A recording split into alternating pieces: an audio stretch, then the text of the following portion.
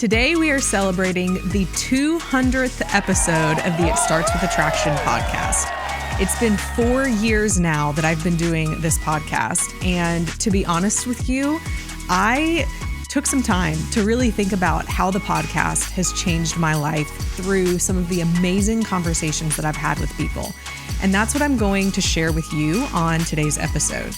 In celebration of 200 episodes and 4 years of doing this podcast, I'm going to go backwards and share with you not only the people that I've spoken with who have actually changed my life the most, and it's going to be people you probably wouldn't even expect.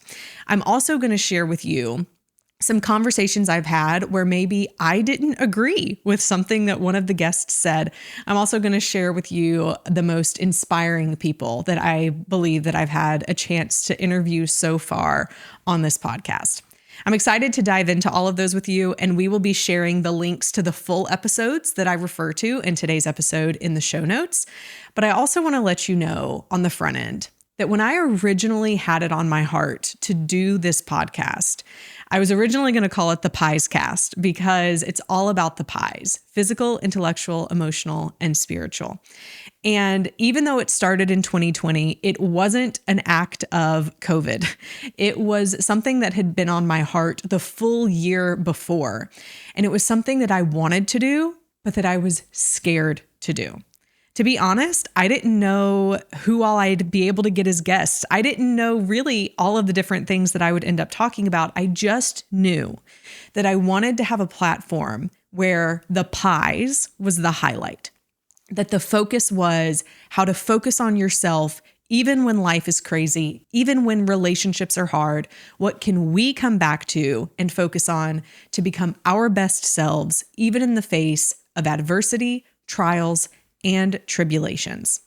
I hope that there has been even just one episode or one sentence from an episode that you've heard over the past 200 that's made a positive change in your life.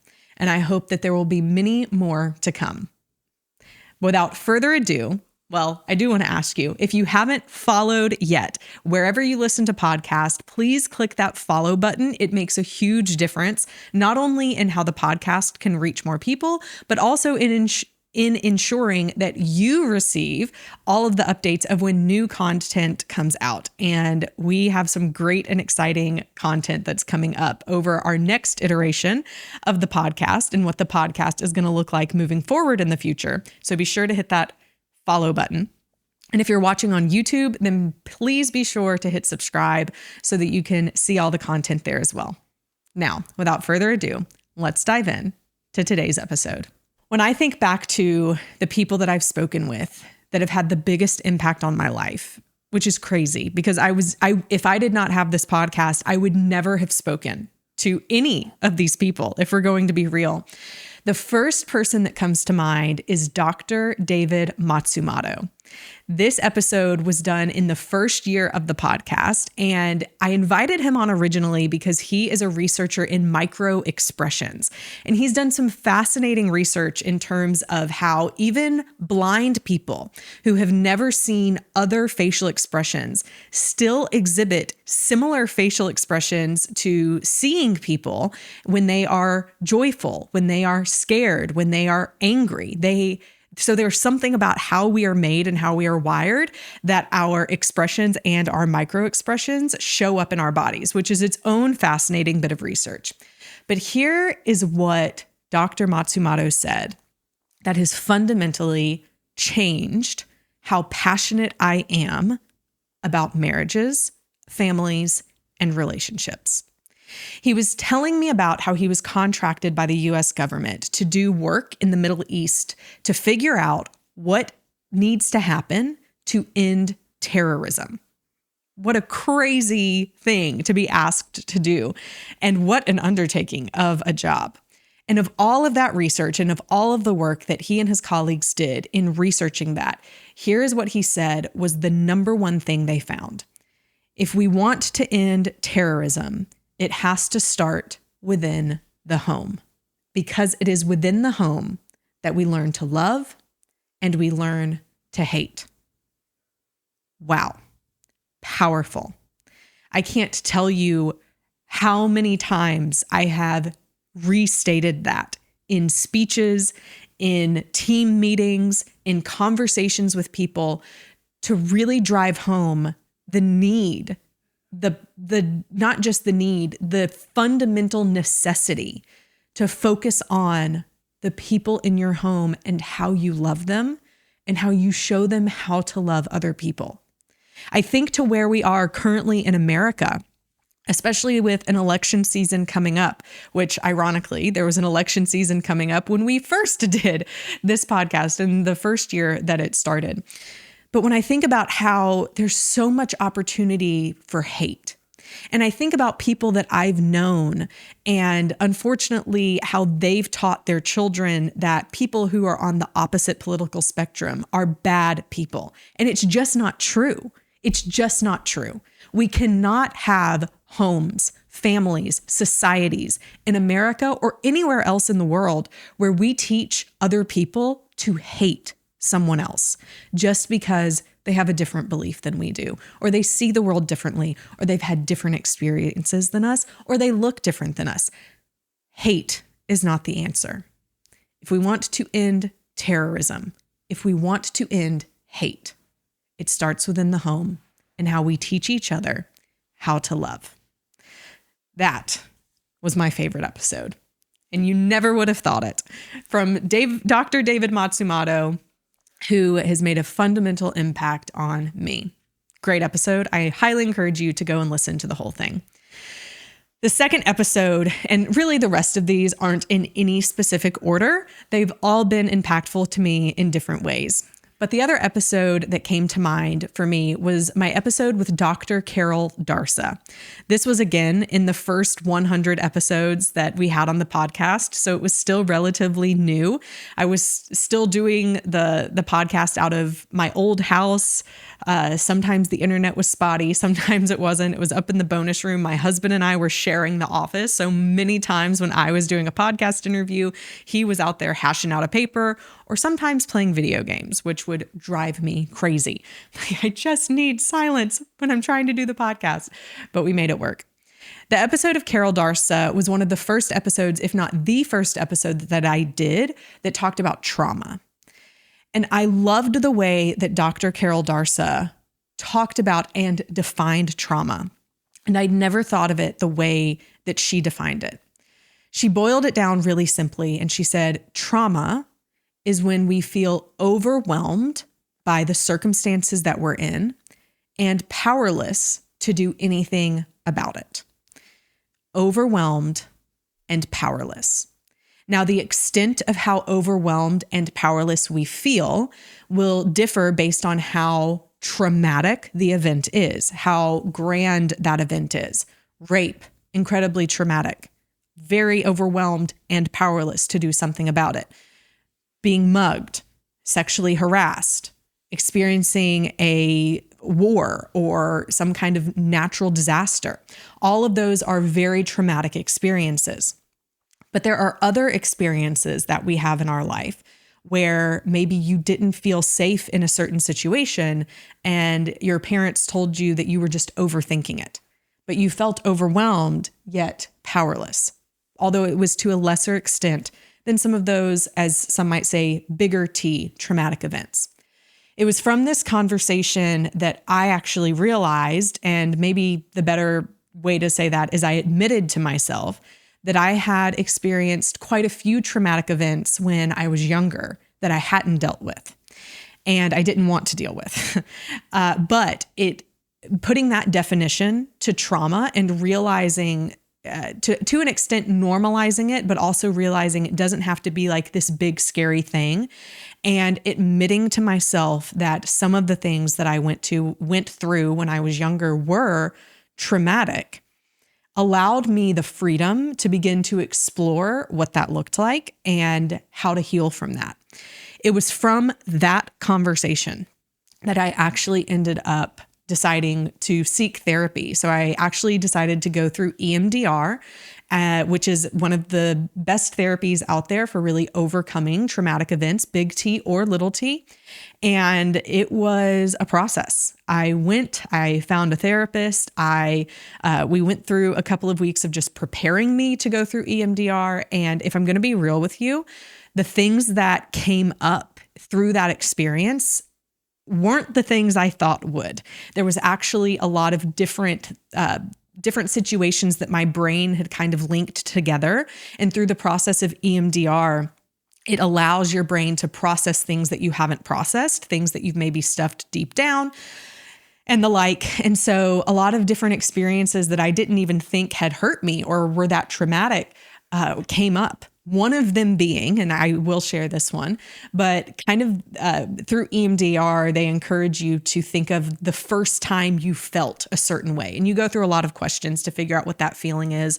And I was surprised because I went to EMDR thinking about a certain event. And what ended up coming up as the first thing that everything launch padded off of was actually when my sister left for college when I was 6 years old. And I didn't realize how hard that had been for me to process. And there were a couple of auxiliary situations and circumstances that were happening at the time that I believe made it even harder. But that was my starting thought. And I didn't realize that that mattered so much to me. But through going through EMDR and through processing a lot of the events that started then in my life and happened after that, things changed. People that I had really struggled with forgiving, people that honestly I don't like to use this word because this is hard to think about, but people who I probably hated, and I don't really like that word. I began to soften towards them and to forgive them, not really wanting to have future reconciliation relationships with those people, but I began to change in the way that I thought about them, in the way that I held on to things, and in the future ability for me to forgive even when other circumstances arose. It ended up changing my life. And actually it ended up changing my relationship with anxiety. My anxiety has not been nearly as high since I went through the EMDR process. And of course, I still have work to do and could probably benefit from going through another round of EMDR sometime in the future. But it was transformative. I was so grateful for Dr. Carol Darsa in that conversation to explain trauma to me the way that she did, because it gave me a launching point and a starting point to really begin to realize this is an area I need to work on to become better and to heal so that I can show up better for the people in my life. Another conversation that had a huge impact on me was one that I had more recently with Chandra Jarrett. Chandra, I actually heard speaking at a local event where I live in Tennessee, and she was a powerhouse of a woman. I ended up having her in a more recent episode of the podcast. And one of the things that she talked about was really wanting to understand how people who sit across from us view us, and thinking, what is it to be on the other side of me? And I thought, that's such a great question. And it's not really one I think about often until I had my conversation with Chandra. Her recommendation was that I send out an email to 20 people that I highly valued and respected in my life and ask them, what are 3 words that you think of or that come to mind when you think of me? And then asking, where in my life do you think I could use some feedback? Like what areas do you think I could improve in? And what do you think I do well? I ended up doing this. I sent it to about 25 people. About half of them responded, which I think is about right. I think the other half of the people didn't. They may have thought that this was a trap, but it wasn't a trap. And a lot of the answers that I got back were very enlightening and not really surprising, but enlightening in the sense, well, I'll get to that in a minute. I got a lot of answers of driven, like Kimberly, you're driven. You have you charge forward. You are really future thinking. You're a visionary. all of these really great words, which honestly are things that I'm not surprised necessarily because these are things that I strive to be. But here's where the key for it for me came in. It's then thinking about, well, then what does it feel like to be on the other side of me?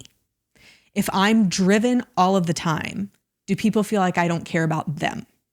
Do they feel like I only care about hitting the goal, which I do care about winning. I do care about hitting the goal, but I would never want someone to feel like I care more about winning or hitting the goal than them and how they feel and how valued and worthy they are.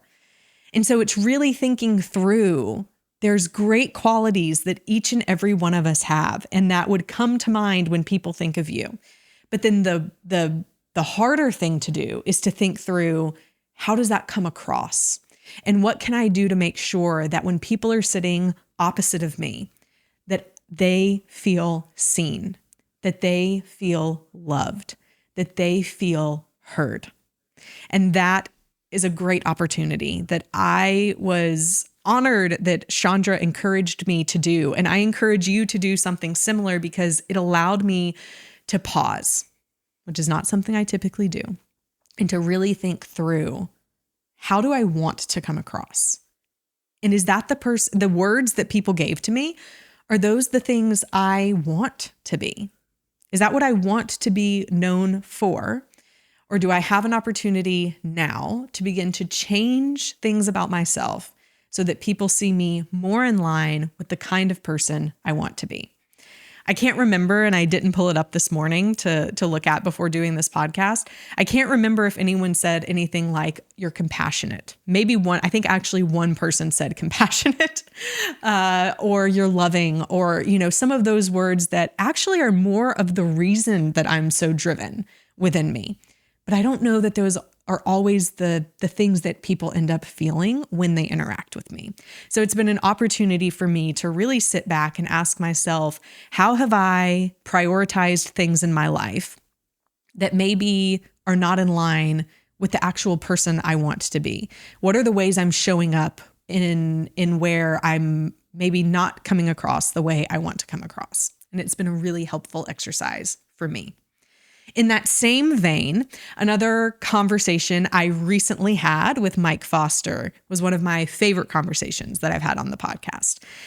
In our conversation, Mike talks about his framework called the 7 primal questions. And he believes that every single person falls into one of these 7 categories of what their deepest emotional need or deepest emotional desire is. And it goes all the way from, am I safe? Am I secure? Am I loved? Am I wanted?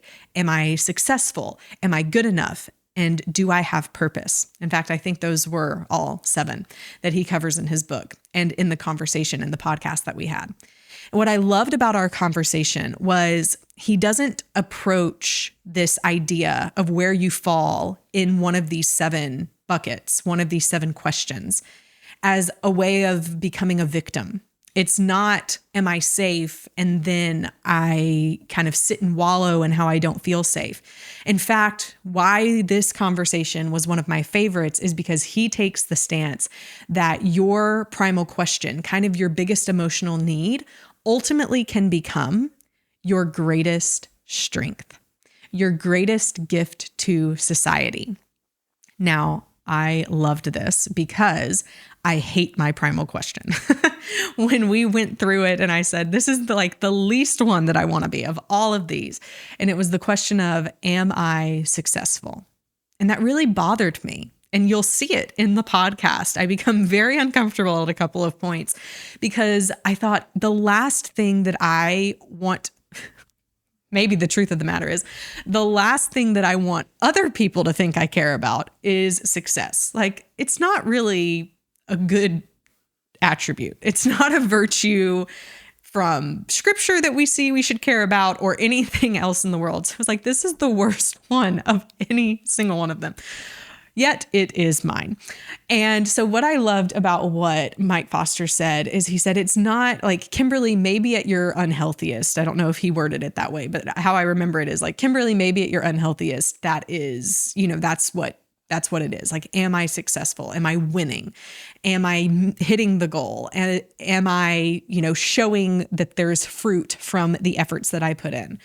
But at the healthiest, when it's like really the gift that I can give to society and anyone else in any of these, is that I have a desire to help other people realize that they too can be successful.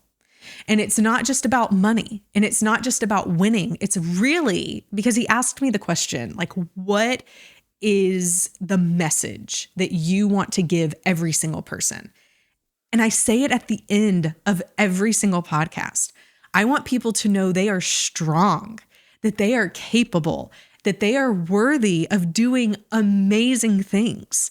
That is truly what fires me up. That is why I do this podcast. It's why I love the pies, because it gives us a framework that we can build off of how we are strong, how we can empower others, how we can do amazing things. And I believe that every single human being has the ability to do much more, incredibly more than you could ever imagine.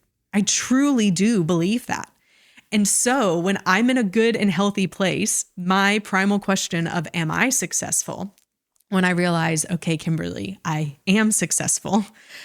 Now, how can I empower other people to be successful too?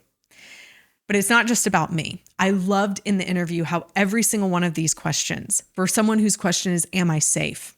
Their strength is helping other people to feel safe. For someone whose question is, do I have purpose? Their strength is to help other people see and bring other people into having purpose and working out of that purpose. The person who has the question of, am I wanted? Their strength is inclusion and showing other people they are wanted and inviting them into the fold and into the mix. People who feel like they aren't loved, their strength can become that they love people so well. And I believe that that is what makes humanity beautiful. All of us have different emotional needs, but those emotional needs become the way that we can serve and love others well. Such a powerful podcast. I encourage you to go and to listen to it.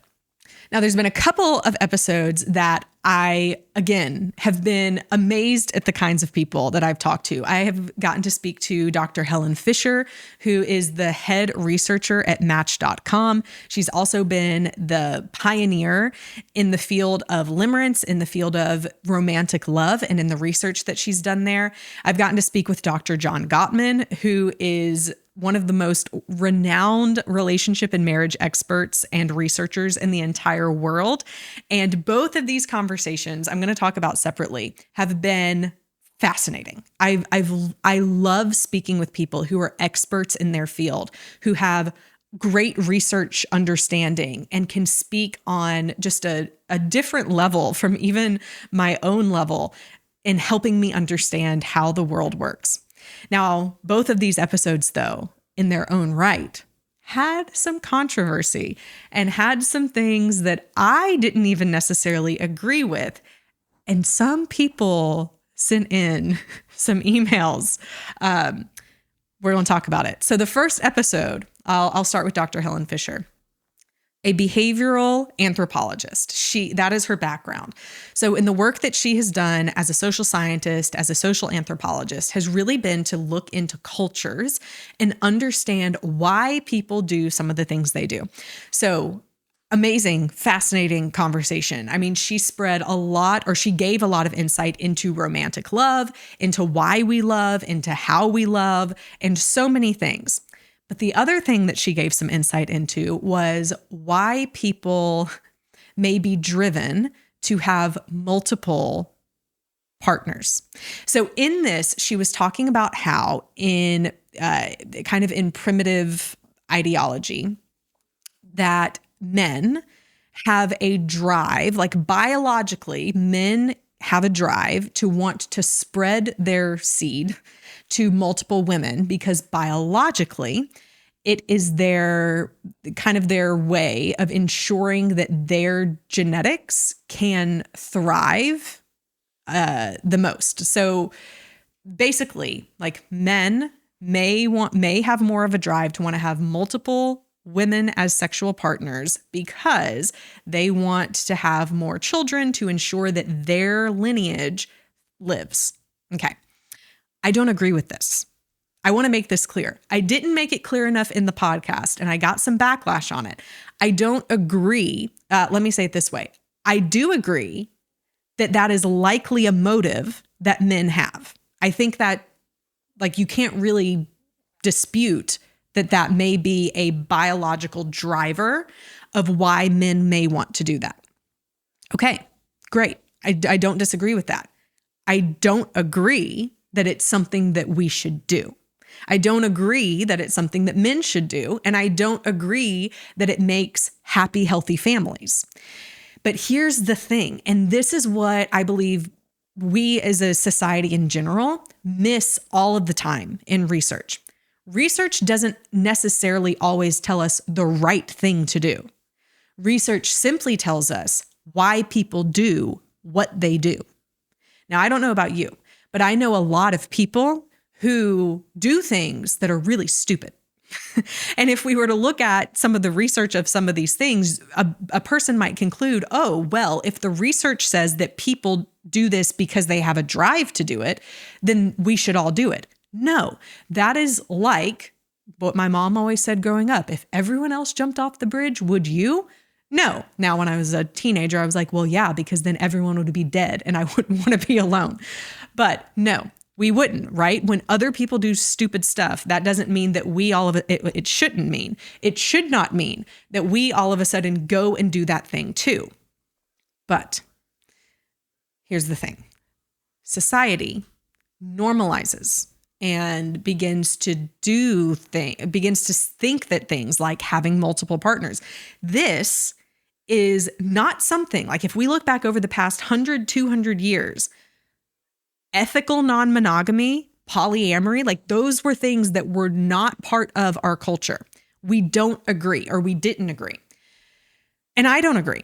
I clearly stand for monogamy for many, many reasons, not just because I'm a Christian, although partly because I'm a Christian, but also because I see the benefit of monogamy when it comes to attachment styles, when it comes to long-term commitment in relationships, when it comes to raising children up in a healthy, stable home environment. All of the evidence points to the fact that monogamy is the best thing to do for many reasons.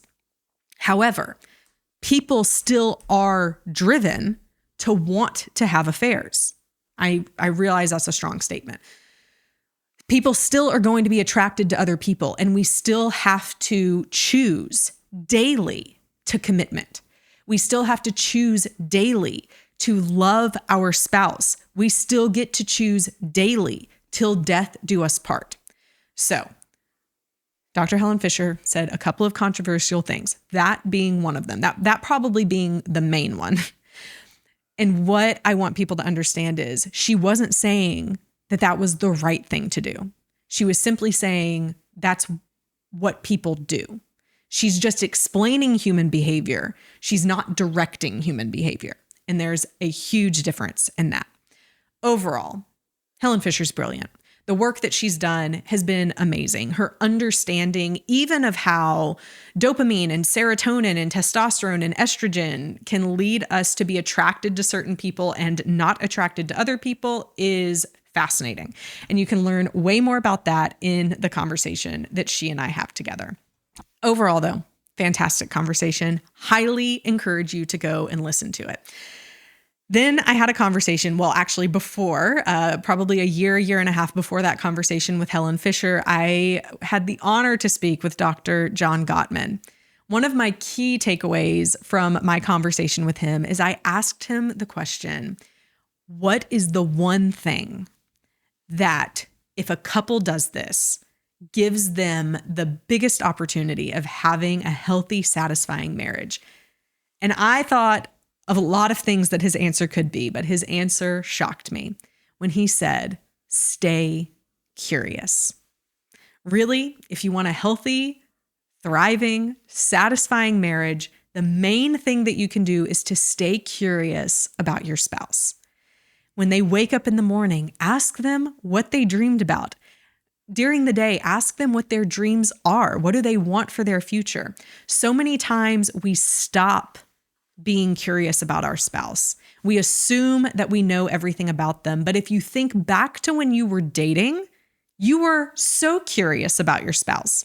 I remember my husband and I, when we were dating, played the question game all the time. And it's exactly as it sounds. I would ask a question, he would answer. He would ask a question, I would answer. The only rule was we couldn't ask the other question immediately. So if I asked him a question that he wanted to know my answer to, he still had to think of his own question first before it got back to him a second time. Then he could use my question. And we learned so much about each other, and we asked all kinds of questions. And then, like with many couples, when we get married, we get into a routine. That newness and novelty can feel like it begins to wear off. We begin to think that we know everything about our spouse. If you think back to even the past year of your life, you've changed. All of us have changed. How much more have we changed, for even just thinking of me and my husband, over the past 14 years that we've been together? We've changed so much. We've recently started playing the question game again, and the questions have for sure changed, because when we were dating, it was questions like, where do you want to live? What do you want to be when you grow up? How many kids do you want to have? To which both of us said 5. And now that we have 2, we're like, what were we thinking? But you get what I'm saying. All of those questions are still great questions to ask, even into your marriage, even after you have kids, even after you do have a career, because again, those answers can change. But we've started playing a question game.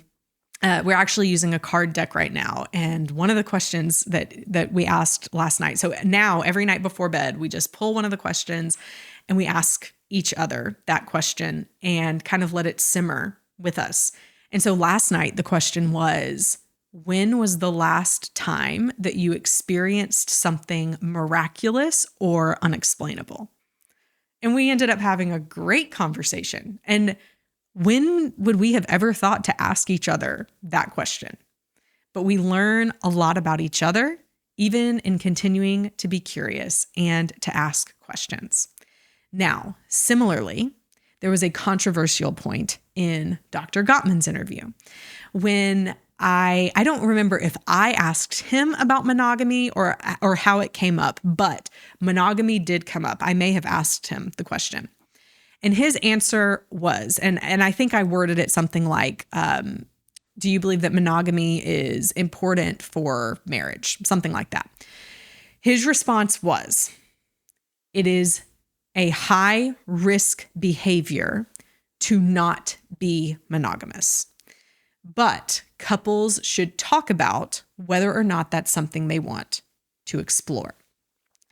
He said, if I'm going to paraphrase, not being monogamous is incredibly risky to the future of your marriage, which I would 100% agree with. Incredibly risky. Now, he took it one step further to say, but talk about it. Make sure you're on the same page either way. Now, here's where I would add elements of caution. I don't necessarily disagree. I think you and your spouse should have that conversation. I think you should have that conversation before you get married, because you really need to understand if the person that you're married to in the future is going to try and have a threesome, or like the new show that's on TV, From Couple to Throuple. Like, you may want to just make sure you're on the same page about monogamy. But I also understand, and it's especially becoming more common, that in relationships, in marriages, into the marriage, there may be a spouse who comes and says that they want to try swinging or try an open marriage. Here is my word of caution. Because of the work that I also do at Marriage Helper, we have had so many people come to us after trying an open marriage, devastated because it has ruined their lives.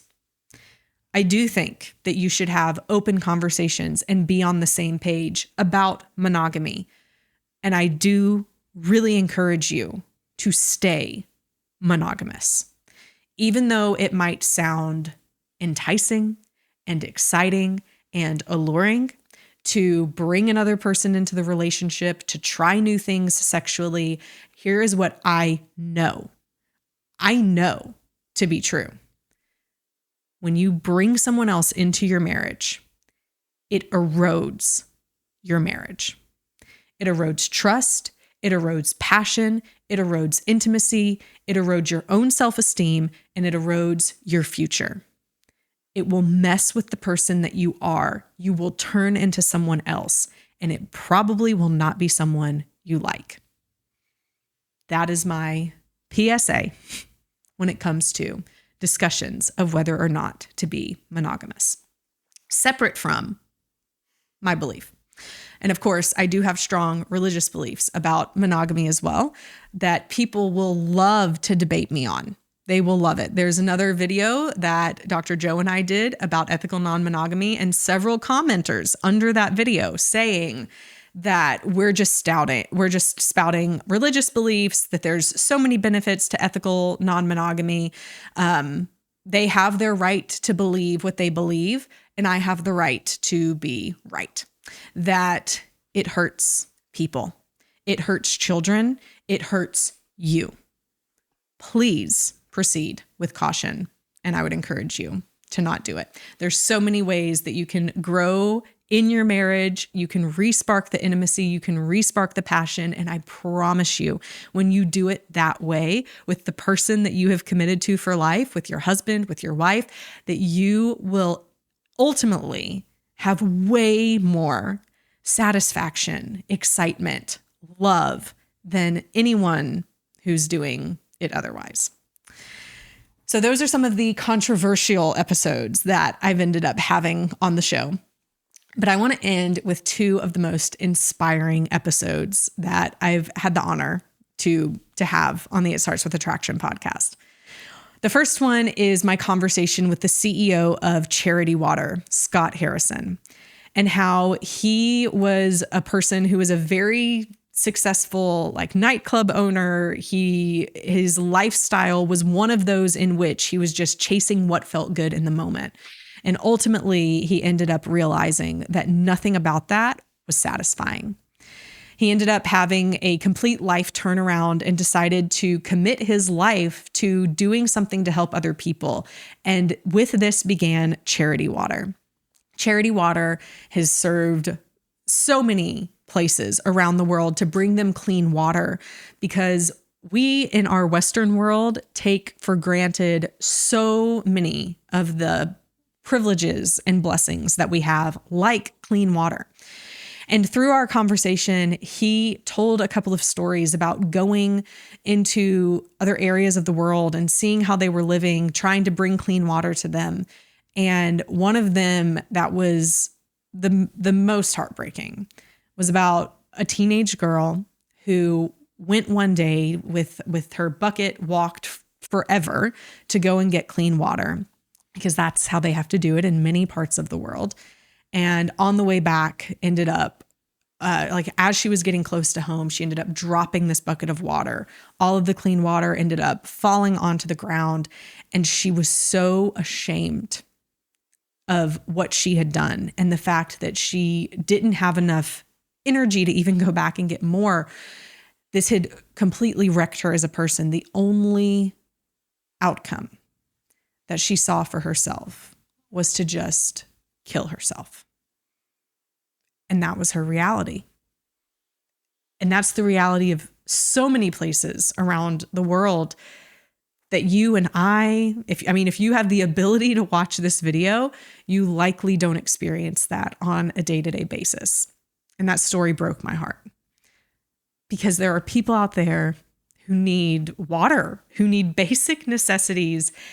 And how privileged are people like you and I to be able to help those other people that we may never know, that we will definitely never know, that we may never see, to have one of their basic life needs met. I encourage you to find a cause that you're passionate about and invest in it.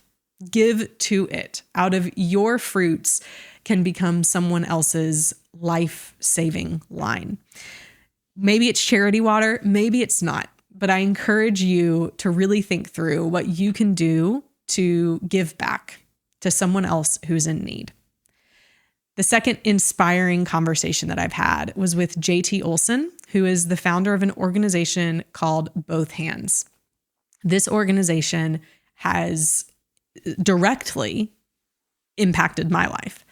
Both Hands was started, I don't even know how many years ago now, I think 15 years ago, with the intention of helping widows and orphans. And it comes out of a verse in James 1:27 in the Bible that says that true religion is this: it is helping the orphans and helping the widows. And so they said, what if we started an organization that helped families who wanted to adopt children fundraise to bring their children home by serving widows in their local community? My husband and I partnered with Both Hands as we were going through our adoption process and ended up serving a widow in our community. Through that service opportunity, we sent out a bunch of donation letters and by the grace of God ended up completely fundraising for our entire adoption process, which was such a godsend because at that time in our life, we didn't have that extra money to fully fund our adoption. We were amazed that our adoption was fully funded and even had a little bit left over for us to give to another family that ended up bringing their child home in the future. If you are considering adoption and funds are the issue, this is what I tell every single person. Never let money hold you back from doing the right thing. God will provide. And if you are someone who's wanting to give to an organization who is doing amazing things and helping children come home, Both Hands is an amazing mission. We were able to bring our children home and they've been home 5 years now. We've been able to give back and will continue to give back to Both Hands and the amazing work that they are doing. Through the work at Both Hands, they have served over 1,200 widows and helped bring over 2,000 children into their forever homes and have raised over $16 million for orphan care, which is a cause so near and so dear to my heart. But the other thing I love about JT Olson is when he started Both Hands, he did it on a leap of faith. He walked away from a pretty financially lucrative and successful lifestyle because he felt God calling him to do this, to help orphans and to help widows.